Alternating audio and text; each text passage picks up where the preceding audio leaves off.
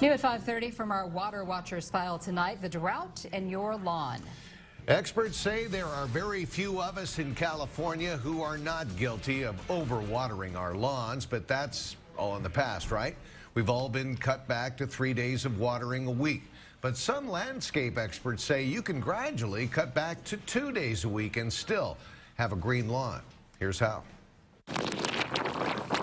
90% of the people that walk into the nursery in the past have overwatered. Every day, twice a day, 3 times a day.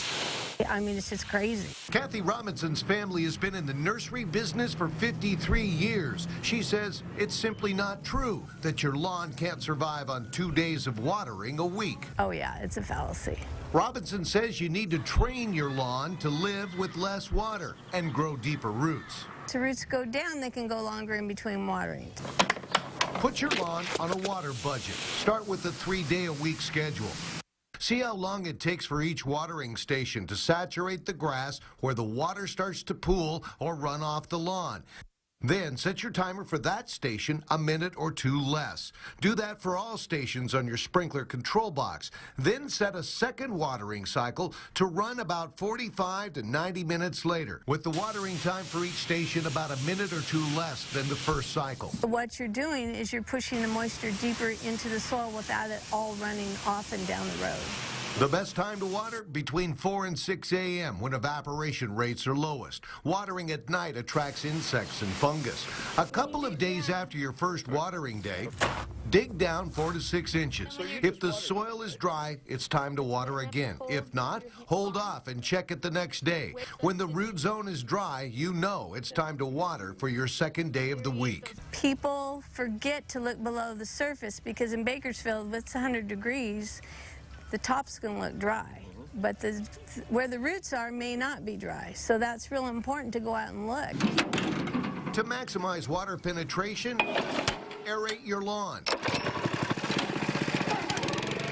If your gardener can't do it, aerators are relatively cheap to rent. It's a self-propelled machine, so it's a real easy machine to operate. Punching holes in your lawn allows water to seep deeper into the soil. It starts those avenues of percolation down, and that helps the roots to go down after that water.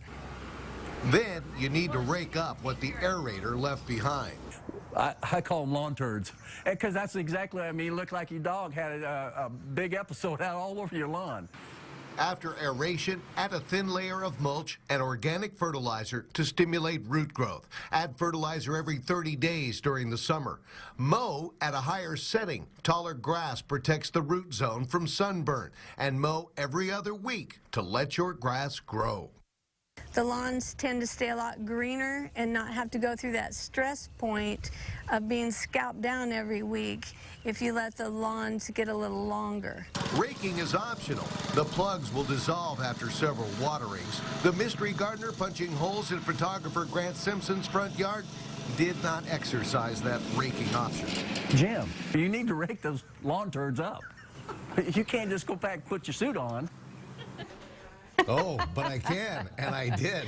Kathy Robinson says once you've taken these steps and you've been on a 3-day-a-week watering schedule for a month or so, you can cut back to 2 days a week, and you shouldn't notice the difference, except on your water consumption, of course.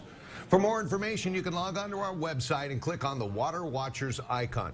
You can find all sorts of information there about conserving water inside and outside your home. You can email us your questions about water conservation there as well. Plus, we have links to other state and local websites that will help you become an effective water watcher.